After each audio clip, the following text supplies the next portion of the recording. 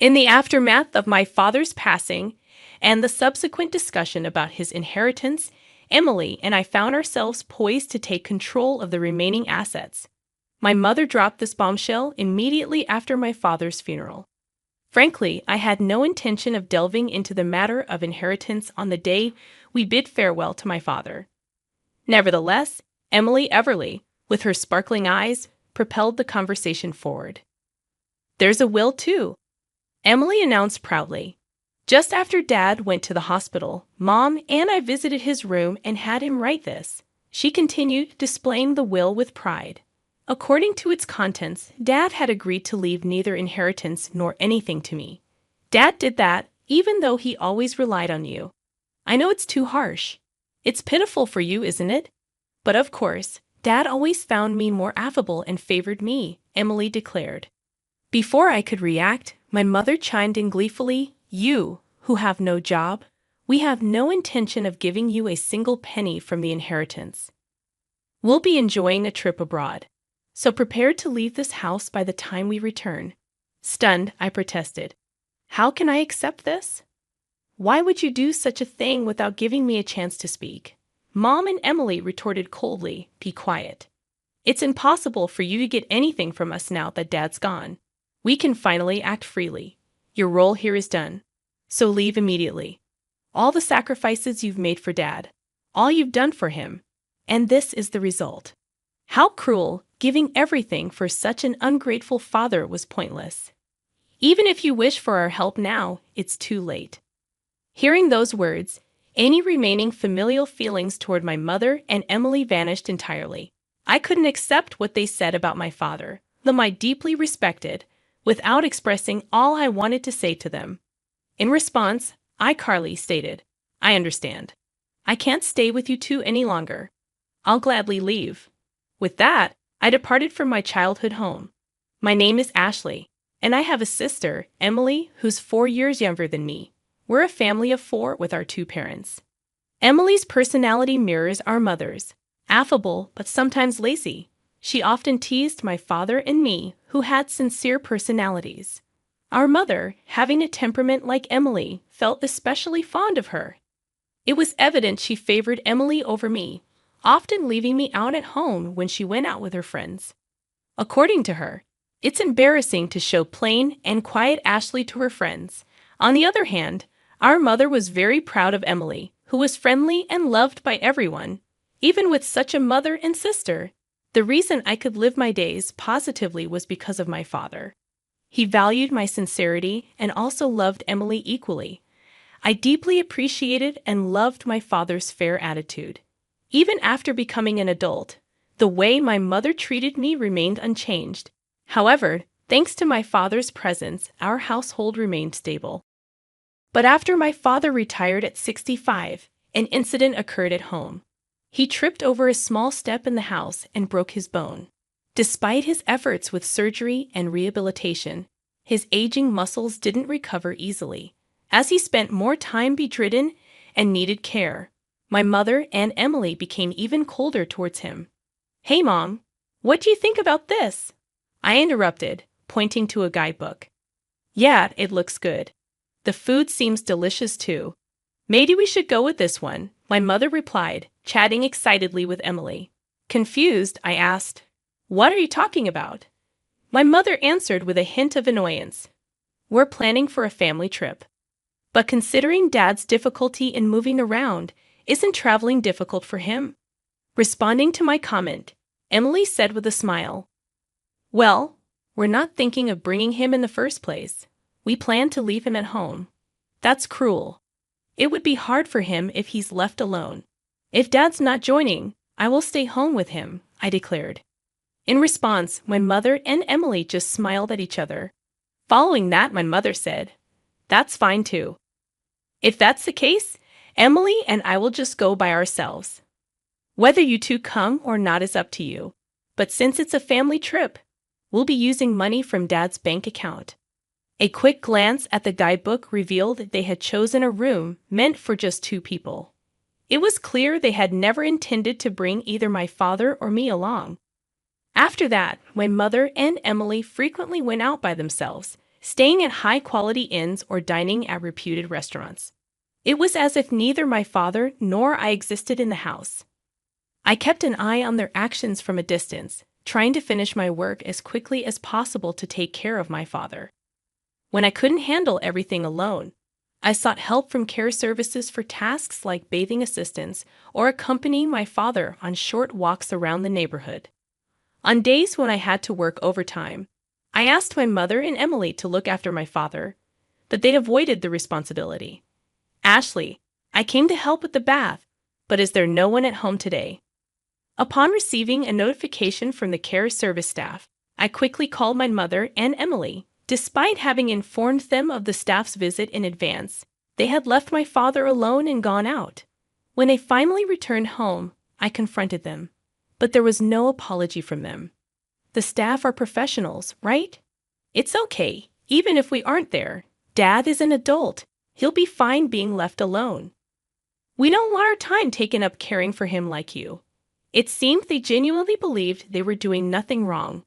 I realized I couldn't rely on them and decided that taking care of my father was my responsibility. Juggling work and living, the daily grind was far from easy, especially since neither my mother nor Emily showed any concern or understanding. My father's condition worsened as the days went by. He spent more time seated than walking and ate much less. As the 9th year of caring for my father approached, I became concerned about how frail he looked. When I took him to the hospital, I was hit with a shocking diagnosis. "Your father has advanced cancer." It can't be. I realized that we might not have much time left with him. Determined to support him in his final days, I quit my job to care for him full-time. I knew I had to tell my mother and Emily. Their reactions were unexpected when I informed them about his condition. "Really? He never drank or smoked." "It's unfortunate that such a sincere person ended up with cancer," my mother commented. Emily, with a stunned expression, said, "I can't believe you give up your job to take care of Dad. I'd never make that choice. I thought they would be concerned about him, but they showed no signs of it at all. I was honestly surprised by their indifference, as if it was someone else's business." In the end, the two of them only visited him at the hospital for a short time and never really came to pay a proper visit. I supported him daily during his chemotherapy treatments. Despite our best efforts, we couldn't stop the cancer's progression, and half a year later, he passed away. The days after the diagnosis went by in a blur. Upon hearing of his death, my mother and Emily started a private discussion and left me to arrange the funeral on my own. Then, they disappeared somewhere. I didn't even have time to mourn my father as I had to arrange the funeral on my own. As the funeral began, my mother appeared and began to deliver the chief mourner's speech. Despite having done nothing, she put on a face for the public. I was irritated by her behavior, but the funeral proceeded smoothly. Worn out as I headed home, I was invited to the living room by my mother and Emily, who had already returned, saying they had something to discuss. Without any consideration for my exhaustion, my mother abruptly declared, "Regarding your father's inheritance, Emily and I will inherit this house and all other assets." Frankly, I wasn't in the mood to discuss inheritance on the very day my father passed away. However, Emily Everly chimed in. "We even have a proper will. Look." She proudly presented a document and began to explain. "Right after Dad was admitted to the hospital, Mom and I visited him and had him sign this. It states that you won't inherit anything. Dad agreed to it immediately." Emily smirked and said, "After all the help you provided, it's so cold, right? Maybe Dad, in the end, preferred me over his two serious elder daughters. That's impossible." Before I could respond, my mother interrupted with an inappropriate grin. "Clearly, Emily is more adorable, though. Your father always stayed home and had no hobbies. He surely saved a lot, right? Mom even quit her job because of the inheritance, and I took some time off work to enjoy the inheritance for a while." Before I could say anything, the two of them continued their conversation. My mother then told me, "You, who have no job, won't get a penny from the inheritance. We plan to enjoy a vacation abroad for a while, so you should leave this place by then." I hurriedly countered, Wait a minute. Do you genuinely believe what you're doing is right? If that's the case, without waiting for me to finish, both my mother and Emily firmly responded, "Shut your mouth. It's a waste of time trying to take the inheritance from us. With your father gone, we'll do as we please. Your role here is done. Please leave this house promptly." To think that after all you sacrificed for Dad, this is what you get. There was no need to go to such lengths for such an inept father. It's pointless to regret and think about it now. Hearing those words, any remaining bond I felt for my mother and Emily was completely severed. I couldn't forgive them for speaking that way about my beloved father. Holding back what I wanted to say, I, Carly, told them, "I understand your thoughts. From now on, I can't imagine living together with you two. I'll gladly leave." Despite their initial surprise at my acceptance, the two soon smiled smugly together. Good to know. Once you leave this house, never rely on us again. Our relationship ends here. Whatever happens to you, we want no part in it. Don't even think of contacting us. Receiving this intense sentiment from my mother and Emily, I left the house, determined to live my life independently. I packed only my essentials and left the house a few days after the inheritance discussion. Unexpectedly, I received a call from my mother, who had claimed she would cut off contact with me. When I answered, she immediately confronted me in anger. "What have you done? Where has all the money from your father's account gone? Why are you suddenly calling? Didn't you say you wouldn't contact me?" Silence. "This is an emergency. Return your father's savings immediately." "What are you talking about? I left the passbook at the old house, didn't I? I have no way of accessing it after I left, but the money in the account is definitely gone. Such a significant amount of his savings couldn't have disappeared so suddenly. I found it suspicious when you managed to move out so quickly without a job. It seemed my mother had assumed that I had squandered my father's money." "Mom, haven't you ever checked the account balance before?" "Huh, I haven't bothered with such things." "I see. If you had, you would have noticed that Dad's savings weren't that much to begin with." "What do you mean, his savings were?" "Oh, where did his retirement money go? We used it for our wedding ceremony and the new house." "Wedding? New house? I have no idea what you're talking about."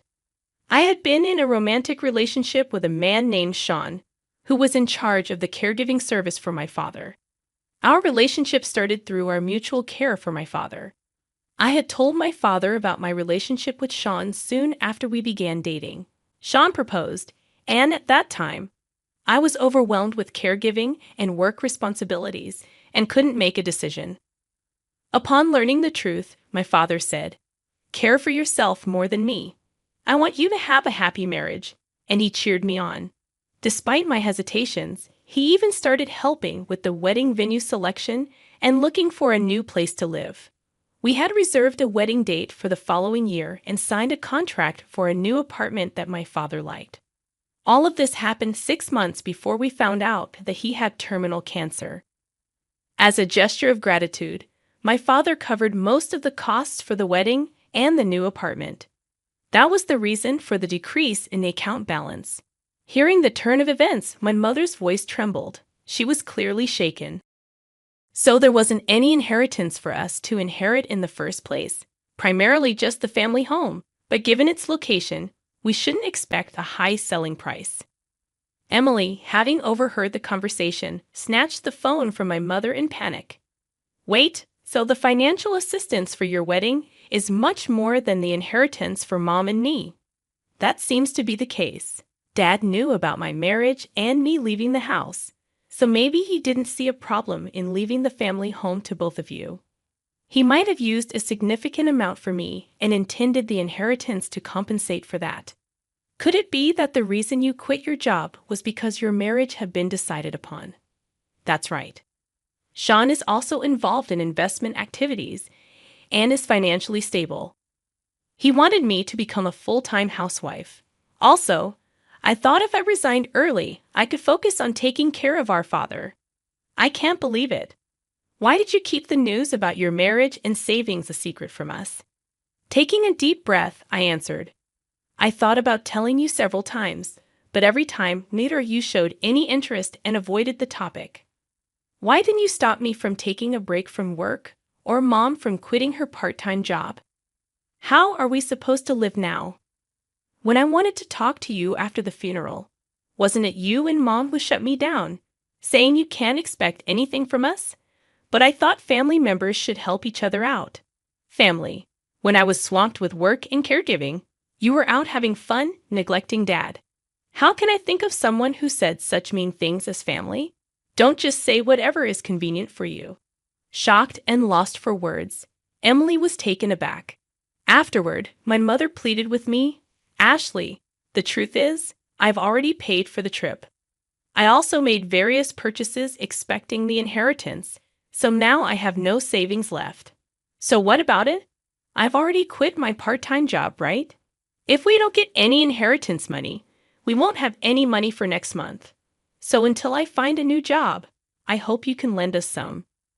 When you kicked me out of the family home, didn't you say you'd never come to me again, that our relationship was over, that you wouldn't interfere with whatever happens to me in the future? About that, neither of you ever helped when Dad and I were going through tough times. Now when you're in trouble, you want to rely on me. That's incredibly brazen. But if you don't help us now, what will we do? Without waiting for my mother to finish, I ended the call and blocked their numbers. I was utterly disgusted by my mother and sister, who only claim to be family when they're in trouble. I decided to distance myself from these two. Later on, I heard from various people that although my mother and Emily had canceled their trip, since it was a last-minute cancellation, they couldn't get a refund. They've been barely scraping by, asking friends and relatives for money. They had to sell their house, but as I expected, they didn't get as much as they hoped. With the initial expenses for a new place and moving costs, they had hardly any money left. Emily returned to work, but because she asked her colleagues for money, her relationships at work became strained. She had planned to leave her job soon after finding a good partner, but because of the situation, that partner, as well as other men, distanced themselves. Her friends, too, kept their distance. My mother tried to find another part-time job, but her previous workplace had already hired someone else, so it was hard for her to return. Due to her age, her job opportunities were limited. They managed their living expenses with my mother's meager part-time salary and Emily's earnings, slowly repaying their debts. Both of them seemed worn out. As for me, I was able to have a small wedding at the venue my father chose. The only regret is that my father couldn't be there for my wedding, but I believe he's watching over our happy moments from somewhere. My married life with Sean has been smoother than expected. We're enjoying peaceful and fulfilling days together. I'm eternally grateful to my father for supporting my relationship with Sean and giving me this opportunity. I've had to build a peaceful life with my husband, always remembering my gratitude to my father